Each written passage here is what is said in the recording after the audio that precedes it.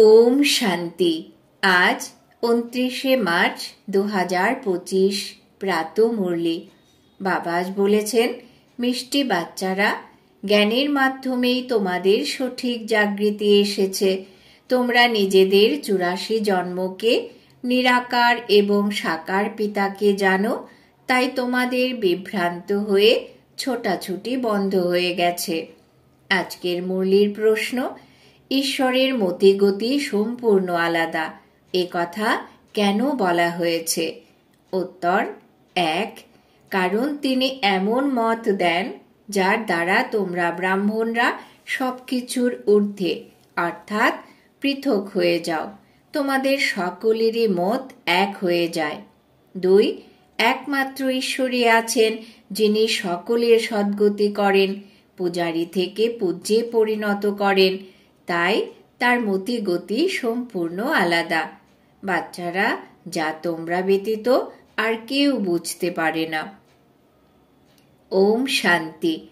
বাচ্চারা, তোমরা জানো যে বাচ্চাদের যদি শরীর সুস্থ না থাকে তবে বাবা বলবেন যে ঠিক আছে, এখানে শুয়ে থাকো, কোনো ব্যাপার নেই, কারণ তোমরা হলে হারানিধি বাচ্চা, অর্থাৎ 5000 বছর পর পুনরায় এসে মিলিত হয়েছ। কাকে পেয়েছ? অসীম জগতের বাবাকে।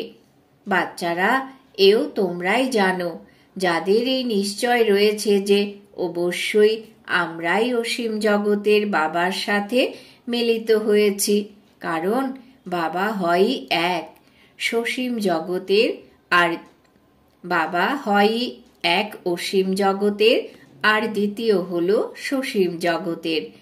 দুঃখে সকলেই অসীম জাগতিক পিতাকে স্মরণ করে, সত্যযুগে একমাত্র লৌকিক পিতাকেই স্মরণ করে, ওটাই হলো সুখধাম।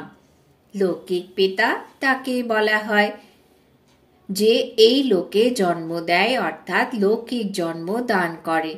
পারলৌকিক পিতা তো একবারই এসে তোমাদের আপন করে নেন। তোমরাও অমর লোকে বাবার সঙ্গেই থাকো, যাকে পরলোক পরম ধাম বলা হয়। ওটা হলো ঊর্ধ্ব থেকেও ঊর্ধ্বে বহু দূরের ধাম। স্বর্গকে ঊর্ধ্ব থেকেও ঊর্ধ্বে বলা যাবে না, এখানেই স্বর্গ নরক। নতুন দুনিয়াকে স্বর্গ, পুরনো দুনিয়াকে নরক বলা হয়। এখন হলো পতিত দুনিয়া, আহ্বানও করা হয়, হে পতিত পাবন এসো। সত্যযুগে এমন ভাবে বলা হবে না। যখন থেকে রাবণ রাজ্য শুরু হয় তখন থেকে অপবিত্র হতে থাকে, তাই তাকে বলা হয় 5 বিকারের রাজ্য। সত্যযুগে হয়ই নির্বিকারী রাজ্য। ভারতের মহিমা কত বিশাল, কিন্তু বিকারী হওয়ার কারণে ভারতের মহিমা কেউ জানে না। যখন এটা লক্ষ্মীনারায়ণের রাজ্য ছিল তখন ভারত সম্পূর্ণ নির্বিকারী ছিল। এখন সেই রাজ্য আর নেই। সেই রাজ্য কোথায় গেল? এই প্রস্তর বুদ্ধি সম্পন্নরা তা জানে না, আর সকলেই নিজ নিজ ধর্ম স্থাপককে জানে। একমাত্র ভারতবাসীরাই না নিজেদের ধর্মকে জানে, না নিজেদের ধর্ম স্থাপককে জানে। শিখ ধর্মাবলম্বীদেরও জানা আছে যে আমাদের শিখ ধর্ম পূর্বে ছিল না, গুরু নানক সাহেব এসে স্থাপন করেছেন, তাহলেই অবশ্যই সুখধামে থাকবে না। তখনই গুরু নানক সাহেব পুনরায় এসে স্থাপন করবেন, কারণ ওয়ার্ল্ডের হিস্ট্রি জিওগ্রাফি তো রিপিট হয়, তাই না? খ্রিস্টান ধর্মও ছিল না, পরে স্থাপিত হয়েছে। প্রথমে নতুন দুনিয়া ছিল, এক ধর্ম ছিল, শুধুমাত্র তোমরা ভারতবাসীরাই ছিলে। এক ধর্ম ছিল, পুনরায় 84 জন্ম নিতে নিতে তোমরা এও ভুলে গেছো যে তোমরাই দেবতা ছিলে। পুনরায় 84 জন্ম তো আমরাই নেই। বাবা তখন বলেন যে তোমরা নিজেদের জন্মকেও জানো না, তাই আমি তোমাদের বলে দেই। আধা কল্প রামরাজ্য ছিল, পুনরায় রাবণ রাজ্য হয়েছে।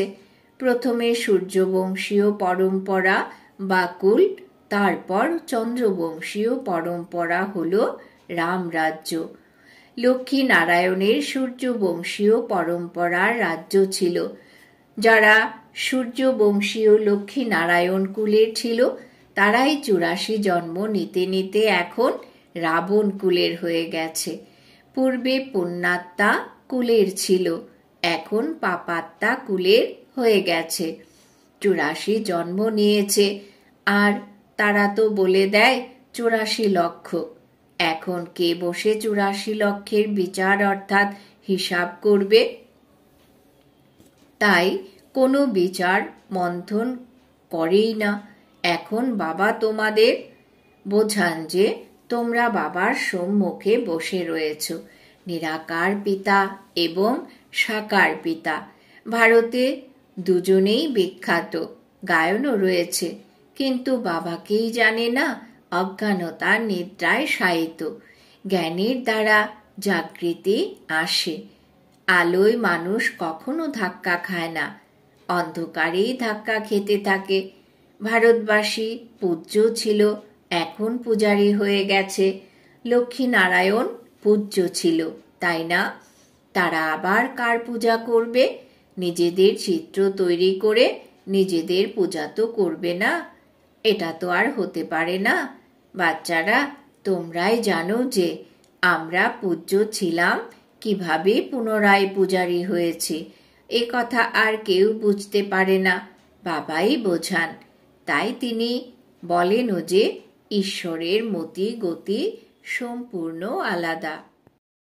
বাচ্চারা, তোমরা এখন জেনেছ যে বাবা সমগ্র দুনিয়ার থেকে আমাদের মতিগতি একেবারে পৃথক করে দেন। সমগ্র দুনিয়ায় অনেক মত মতান্তর রয়েছে, এখানে তোমাদের ব্রাহ্মণদেরই মত এক। ঈশ্বরের মতি এবং গতি। গতি অর্থাৎ সদ্গতি। সদ্গতি দাতা হলেন অদ্বিতীয় পিতা। গায়নও করা হয় সকলের সদ্গতি দাতা রাম, কিন্তু জানে না যে রাম কাকে বলা হয়। তারা বলে যেখানেই দেখো রামই রাম। একে বলা হয় অজ্ঞানতার অন্ধকার। অন্ধকার হয়, অন্ধকারে হয় দুঃখ, প্রকাশে থাকে সুখ। অন্ধকারেই আহ্বান করে, তাই না? ঈশ্বরীয় বন্দনা করার অর্থ হলো বাবাকে আহ্বান করা, ভিক্ষা চায়, তাই না? এ তো দেবতাদের মন্দিরে গিয়ে ভিক্ষা চাওয়া হয়ে গেল, তাই না? সত্যযুগে ভিক্ষা চাওয়ার প্রয়োজন নেই, ভিখারিকে ইনসলভেন্ট বলা হয়। সত্যযুগে তোমরা কত সলভেন্ট ছিলে, তাকেই বলা হয় সলভেন্ট। ভারত এখন হলো ইনসলভেন্ট। এও কেউ বোঝে না। কল্পের আয়ও উল্টো পাল্টা লিখে দেওয়ার জন্যে মানুষের মাথায় ঘুরে গেছে। বাবা অতি প্রেমপূর্বক বসে বোঝান।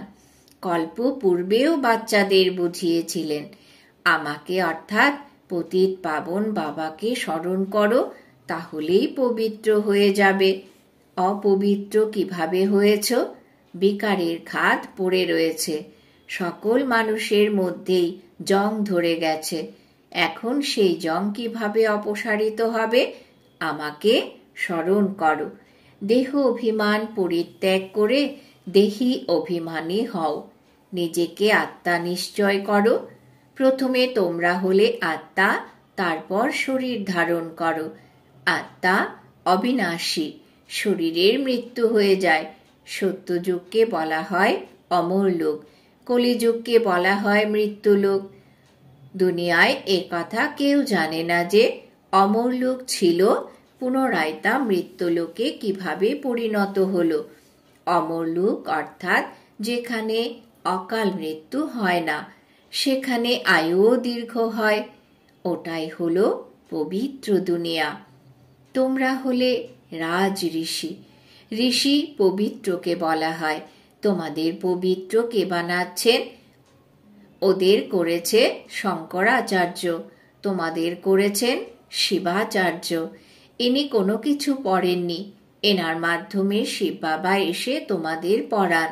শঙ্করাচার্য তো মাতৃগর্ভ থেকে জন্ম নিয়েছে, ওপর থেকে অবতরিত হয়নি। বাবা তো এনার মধ্যে প্রবেশ করেন, আসেন যান, মালিক তিনি, যার মধ্যে চান তার মধ্যেই যেতে পারেন। বাবা বুঝিয়েছেন, কারুর কল্যাণার্থে আমি প্রবেশ করি, আসি তো সেই পতিত শরীরেই, তাই না? অনেকের কল্যাণ করি। বাচ্চাদের বুঝিয়েছি, মায়াও কম অর্থাৎ দুর্বল নয়। কখনো কখনো ধ্যানের মধ্যে মায়া প্রবেশ করে উল্টো পাল্টা বলায়, তাই বাচ্চাদের অনেক সচেতন থাকতে হবে। অনেকের মধ্যেই মায়া যখন প্রবেশ করে তখন বলে যে আমি শিব, আমি অমুক।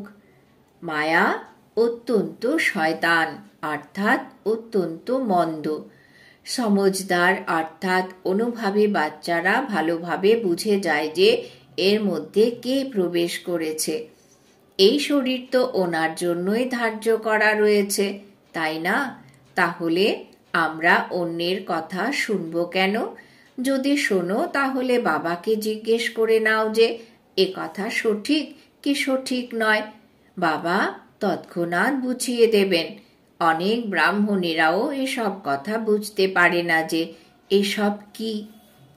কারুর মধ্যে তো এমন ভাবে প্রবেশ করে যে চড়ও মেরে দেয়, গালিও দিতে থাকে। এখন বাবা কি গালি দেবেন? না, তা দেবেন না। এইসব কথাও অনেক বাচ্চারা বুঝতে পারে না। ফার্স্ট ক্লাস অর্থাৎ মহারথী বাচ্চারাও কখনো কখনো ভুলে যায়। সব কথাই জিজ্ঞাসা করা উচিত, কারণ অনেকের মধ্যেই মায়া প্রবেশ করে যায়। তখন ধ্যানমগ্ন হয়ে কি বলতে থাকে, এতেও অনেক সতর্ক হওয়া উচিত। বাবাকে সম্পূর্ণ সমাচার দিতে হবে। অমুকের মধ্যে মাম্মা আসেন, অমুকের মধ্যে বাবা আসেন। বাবার একমাত্র আজ্ঞা হলো এই সমস্ত কথা পরিত্যাগ করে মামে কম স্মরণ করো। বাবাকে আর সৃষ্টি চক্রকে স্মরণ করো। রচয়িতা এবং রচনাকে যারা স্মরণ করে তাদের মুখমণ্ডল সদাই প্রফুল্লিত থাকবে। অনেকেই রয়েছেন যারা স্মরণ করে না। অত্যন্ত কঠিন কর্মবন্ধন রয়েছে। বিবেক বলে, যখন বাবাকে পেয়েছি আর তিনি বলেছেন যে আমাকে স্মরণ করো, তখন কেন আমরা স্মরণ করব না? কিছু হলেই বাবাকে জিজ্ঞাসা করো। বাবা বোঝাবেন যে কর্মবন্ধন তো এখনো রয়ে গেছে, তাই না? কর্মাতীত অবস্থা যখন হয়ে যাবে তখন তোমরা সদাই প্রফুল্লিত থাকবে। ততক্ষণ পর্যন্ত কিছু না কিছু ঘটতে হতেই থাকে। এও জানো যে শিকারের মৃত্যু শিকারীর জয়, অর্থাৎ কারোর সর্বনাশ কারোর পৌষ মাস, বিনাশ হবে। তোমরা ফরিস্তা হয়ে যাও। বাচ্চারা, এই দুনিয়ায় তোমাদের আর বাকি অল্প দিন রয়েছে। পুনরায় তোমাদের এই স্থূল লোক মনে আসবে না। সূক্ষ্ম লোকে আর মূল লোক অর্থাৎ পরমধামী স্মরণে আসবে। সূক্ষ্ম লোকে নিবাসীদের বলা হয় ফরিস্তা। তা অতি অল্প সময়ের জন্য হও, যখন তোমরা কর্মাতীত অবস্থাকে প্রাপ্ত করো। সূক্ষ্ম লোকে হাড় মাংস থাকে না। হাড় মাংস যদি না থাকে তাহলে বাকি আর কি থাকে? শুধুমাত্র সূক্ষ্ম শরীর। এমন নয় যে নিরাকার হয়ে যায়, না, সূক্ষ্ম আকার থাকে। ওখানকার ভাষা মুভি অর্থাৎ নির্বাক চলচ্চিত্র চলে। আত্মা শব্দ থেকে ঊর্ধ্বে বা ওপরে থাকে, তাকে বলা হয় সূক্ষ্ম সংসার। সেখানে সূক্ষ্ম আওয়াজ হয়। এখানে হলো টকি অর্থাৎ সবাক। পুনরায় হলো মুভি, তারপর আসে সাইলেন্স। এখানে কথা বলা হয়, এ হলো ড্রামার পূর্ব নির্ধারিত পার্ট। ওখানে থাকে সাইলেন্স। ওটা হলো মুভি আর এটা হলো টকি। এই তিন লোকেরও স্মরণকারী কোনো বিরল ব্যক্তি হবেন। বাবা বলেন, বাচ্চা, শাস্তি ভোগ করে মুক্ত হওয়ার জন্য অন্তত পক্ষে, বাবা বলেছেন, বাচ্চা, শাস্তি ভোগ থেকে মুক্ত হওয়ার জন্য অন্ততপক্ষে 8 ঘন্টা কর্মযোগী হয়ে কর্ম করো, 8 ঘন্টা বিশ্রাম করো, আর 8 ঘন্টা বাবাকে স্মরণ করো। এমন অভ্যাসের দ্বারা তোমরা পবিত্র হয়ে যাবে। নিদ্রাবস্থায় থাকা এ কোনো বাবার স্মরণ নয়। এমনও যেন কেউ মনে না করে যে আমরা বাবারই সন্তান, তাই না? তাহলে স্মরণ কি আর করব না? বাবা তো বলেন যে আমাকে ওখানে স্মরণ করো, নিজেকে আত্মা নিশ্চয় করে আমাকে স্মরণ করো। যোগ বলের দ্বারা যতক্ষণ না পর্যন্ত তোমরা পবিত্র হচ্ছ, ততক্ষণ পর্যন্ত তোমরা ঘরেও ফিরে যেতে পারবে না। আর তা না হলে সাজা ভোগ করে যেতে হবে, সূক্ষ্মলোক মূল লোকেও যেতে হবে, পুনরায় স্বর্গে আসতে হবে। বাবা বুঝিয়েছেন যে ভবিষ্যতে সংবাদপত্রেও পড়বে। এখনো অনেক সময় আছে। এত এত রাজধানী স্থাপিত হচ্ছে দক্ষিণ, উত্তর, পূর্ব, পশ্চিম ভারতে, তো কত। সংবাদপত্রের মাধ্যমে আওয়াজ অর্থাৎ খবর ছড়িয়ে পড়বে। বাবা বলেন আমাকে স্মরণ করো, তবেই তোমাদের পাপ খণ্ডিত হবে।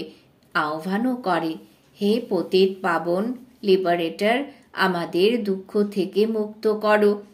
বাচ্চারা জানে যে ড্রামার প্ল্যান অনুযায়ী বিনাশও হতেই হবে। এই লড়াইয়ের পর পুনরায় শান্তি শান্তি আসবে, সুখধাম হয়ে যাবে, সব ওথাল পাথাল হয়ে যাবে। সত্যযুগে হয়ই এক ধর্ম, কলিযুগে অনেক ধর্ম। এত যে কেউ বুঝতে পারে। সর্বপ্রথমে আদি সনাতন দেবী দেবতা ধর্ম ছিল। যখন সূর্যবংশীয়রা ছিল তখন চন্দ্রবংশীয়রা ছিল না। চন্দ্রবংশীরা পরে আসে। পরে এই দেবী দেবতা ধর্ম প্রায় লুপ্ত হয়ে যায়। পরে অন্যান্য ধর্মাবলম্বীরা আসে। সেও যতক্ষণ না পর্যন্ত তাদের সংখ্যা বৃদ্ধি পায় ততক্ষণ পর্যন্ত কি জানা যায়? না, জানা যায় না। বাচ্চারা, এখন তোমরাই সৃষ্টির আদি মধ্য অন্তকে জানো। তোমাদের জিজ্ঞাসা করবে যে সিঁড়িতে শুধু ভারতবাসীদেরই কেন দেখানো হয়েছে? বলো, এই খেলা ভারতেই হয়। আধা কল্প চলে ওদের, অর্থাৎ দেবী দেবতাদের পাঠ। বাকি দাপর কলিযুগে অন্যান্য সব ধর্ম আসে। সৃষ্টিচক্র অর্থাৎ গোলকে এই সমস্ত নলেজ রয়েছে। গোলক তো অতি উত্তম। সত্যযুগ ত্রেতা হলো শ্রেষ্ঠাচারী দুনিয়া, দাপর কলিযুগ হলো ভ্রষ্টাচারী দুনিয়া। এখন তোমরা সঙ্গমে রয়েছ। এ হলো জ্ঞানের কথা। এই 4 যুগের চক্র কিভাবে আবর্তিত হয় তা কারোরই জানা নেই। সত্যযুগে এই লক্ষ্মী নারায়ণের রাজ্য হয়। এনারাও কি জানে যে সত্যযুগের পর ত্রেতা আসবে, ত্রেতার পর আবার দাপর কলিযুগ আসবে? এখানেও মানুষ একদমই জানে না। অবশ্যই বলে, কিন্তু চক্র কিভাবে আবর্তিত হয় তা কেউ জানে না। সেই জন্য বাবা বোঝান, সম্পূর্ণ জোর গীতার উপর রাখো। সত্যিকারের গীতা শুনলে স্বর্গবাসী হয়।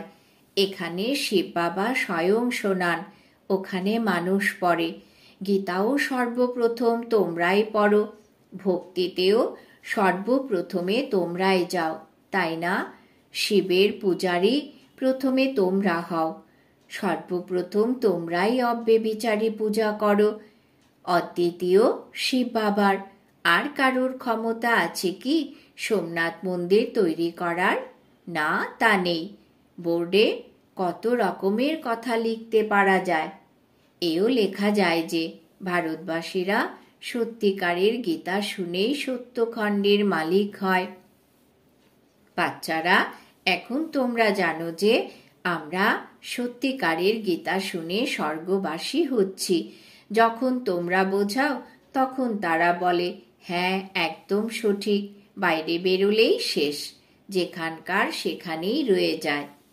আচ্ছা, মিষ্টি মিষ্টি হারানিধি বাচ্চাদের প্রতি মাতা পিতা বাপ-দাদার স্মরণের স্নেহ সুমন আর সুপ্রভাত। আত্মাদের পিতা তার আত্মারূপী বাচ্চাদেরকে জানাচ্ছেন নমস্কার। আমরা আত্মারূপী বাচ্চারা আমাদের মাতা পিতা বাপ দাদাকে জানাই স্মরণের স্নেহ সুমন সুপ্রভাত নমস্কার। ধারণার জন্যে মুখ্য সার। 1. রচয়িতা আর রচনার জ্ঞানকে স্মরণ করে প্রফুল্ল থাকতে হবে। স্মরণের যাত্রার মাধ্যমে নিজের পুরনো সমস্ত কর্মবন্ধন খণ্ডিত করে কর্মাতীত অবস্থা তৈরি করতে হবে। 2. ধ্যান সাক্ষাৎকারের সময়ে মায়া বেশি করে প্রবেশ করে, তাই সচেতন থাকতে হবে। বাবাকে সমাচার দিয়ে তার রায় নিতে হবে, কোনো ভুল যেন না করা হয়। বরদান। বাবা আজ বরদান দিয়েছেন, নিজের শুভ ভাবনার দ্বারা নির্বল আত্মাদের মধ্যে বল ভরে দিয়ে সদা শক্তিস্বরূপ ভব। নিজের শুভ ভাবনার দ্বারা নির্বল আত্মাদের মধ্যে বল ভরে দিয়ে সদা শক্তিস্বরূপ ভব। ব্যাখ্যা: সেবাধারী বাচ্চাদের বিশেষ সেবা হল নিজে শক্তিস্বরূপ থাকবে আর সবাইকে শক্তিস্বরূপ বানাবে, অর্থাৎ নির্বল আত্মাদের মধ্যে বল ভরে দেবে। এর জন্য সদা শুভ ভাবনা আর শ্রেষ্ঠ কামনা স্বরূপ হও। শুভ ভাবনার অর্থ এটা নয় যে কারুর প্রতি ভাবনা রাখতে রাখতে তার ভাবেই মোহিত হয়ে যাবে। এই ভুল কখনোই করবে না। শুভ ভাবনাও অসীমই হবে। কোনো একজনের প্রতি বিশেষ ভাবনা রাখাও হলো ক্ষতিকারক। সেই জন্য অসীম জগতের স্থিত হয়ে নির্বল আত্মাদেরকে নিজের প্রাপ্ত হওয়া শক্তিগুলির আধারে শক্তি স্বরূপ বানাও। স্লোগান: অলংকার হলো ব্রাহ্মণ জীবনের শৃঙ্গার, সেই জন্য অলংকারী হও, দেহ অহংকারী নয়। অলংকার হলো ব্রাহ্মণ জীবনের শৃঙ্গার, সেই জন্য অলংকারী হও, দেহ অহংকারী নয়। আজকের সমান আমি শক্তি স্বরূপ আত্মা। আজকের জন্য অব্যক্ত ইশারা: সত্যতা আর সভ্যতারূপী কালচারকে ধারণ করো। কিছু বাচ্চা বলে যে সেইভাবে ক্রোধ আসে না, কিন্তু কেউ মিথ্যা বললে ক্রোধ এসে যায়। সে মিথ্যা বলল আর তুমি ক্রোধ সহকারে বললে, তাহলে দুজনের মধ্যে রাইট কে? কেউ চালাকির সাথে বলে, আমি তো ক্রোধ করি না, আমার আওয়াজটাই উঁচু, আওয়াজটাই এমন তেজ। কিন্তু যখন সায়েন্সের সাধনের দ্বারা আওয়াজকে কম বেশি করা যায়, তাহলে কেন সাইলেন্সের শক্তি দ্বারা নিজের আওয়াজের গতিকে কম বেশি করতে পারো না? ওম শান্তি।